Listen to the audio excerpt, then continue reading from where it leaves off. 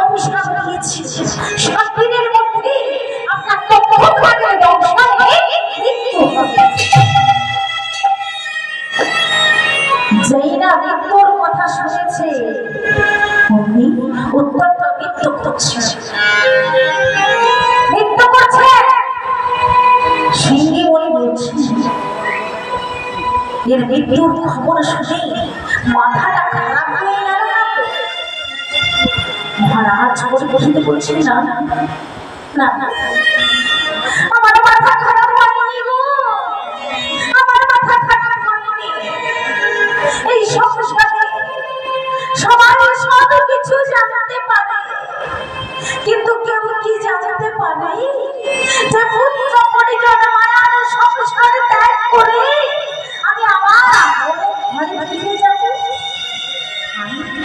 আমি জানতে পেরেছি এই সংসারে থাকার সময় মাত্র আমার 7 দিন।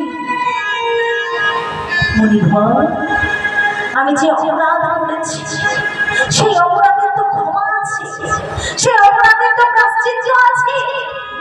আপনি আমাকে বলে দিন এই 7 দিন ধরে আমার কি করা উচিত? সিংহী বললেন আপনি এই 7 দিন ধরে ভাগবত পাঠ শ্রবণ করুন। যেটা হরিদ্বার, যারা হরিদ্বার গেছেন তারা জানবেন ওই যে পবিত্র ঘাটে যে আরতিটা হয় সেই আরতিটার নাম হচ্ছে হরিকা ফেরি। সেই পবিত্র ঘাটে বসে আজকে সুপ্রিম গোস্বামী মহারাজ পরীক্ষিতকে রাজতত্ত্ব বর্ণনা করেছিলেন, যা পঞ্চমদিনে মূল তত্ত্ব বিষয়ে আলোচনা করেছিলেন, যা আজকের আমাদের বিষয় রাধা গোবিন্দের সর্বশ্রেষ্ঠ লীলা, সর্বরসিক লীলা, সর্বলীলা মুকুটমণি শ্রী শ্রী রাসলীলা।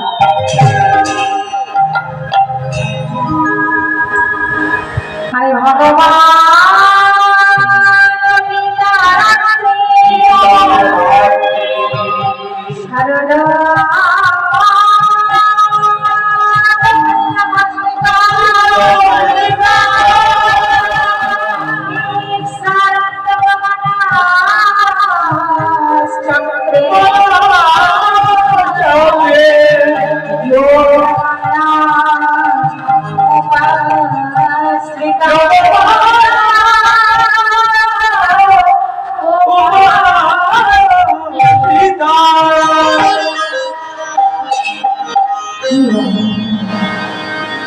শারদ চন্দ্র পবন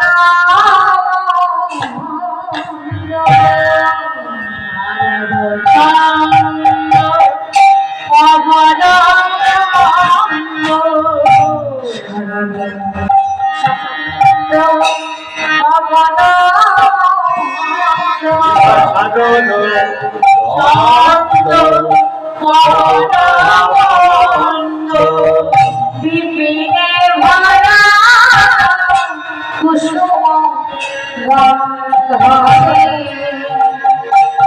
আহারে আহারে আহারে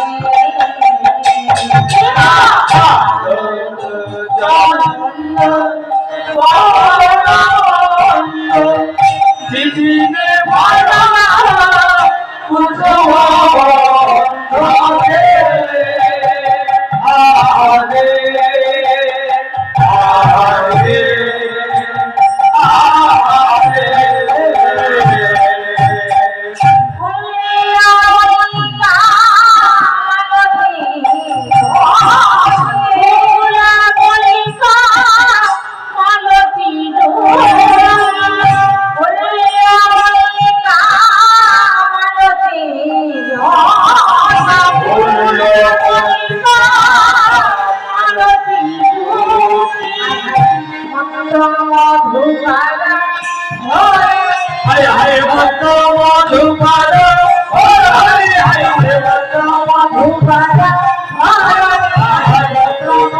Hare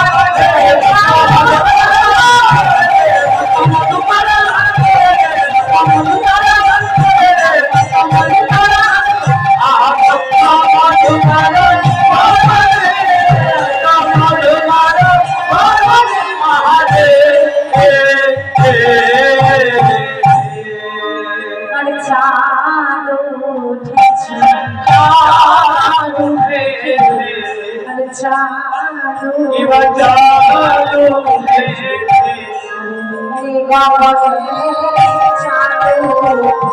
ওই নির্ভর চালু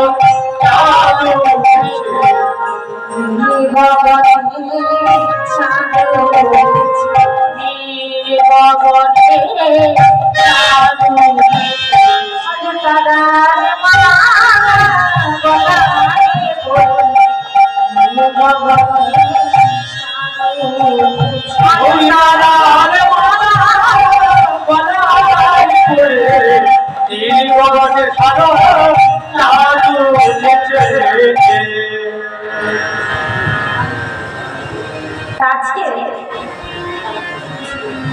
এই যে নীল কবরে চা জ্বলেছে, কবর বন্ধ বন্ধ হয়েছে, তা মহারাজ পরীক্ষিত সুখদেব গোস্বামীকে একটা প্রশ্ন করলেন। বলছে, প্রভু ভগবান তো নবলক্ষ ধেনু চড়া,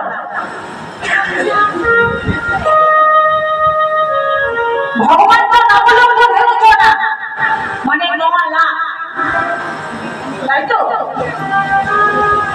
তা ভগবানের 9 লাখ তার সংখ্যা আছে, শ্রীরাম সুরাম রাম পরশুরাম। তা এই যে ভগবান যে গরুগুলো চড়া তা 9 লাখ, এই গরুগুলো চড়ানোর জন্য একটা বড় মাটির দরকার হবে, কিংবা একটা বাগানের দরকার হবে, কিংবা একটা ক্ষেতের দরকার হবে, কি বৌমা, তাই তো?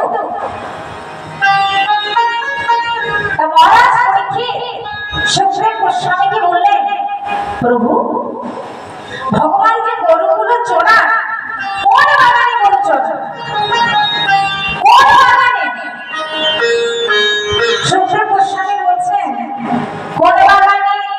বলছে সে বাগানে, সে বাগানে, সে বাগানে, সে বাগানে, সে বাগানে, আরে সে বাগানে, সে বাগানে,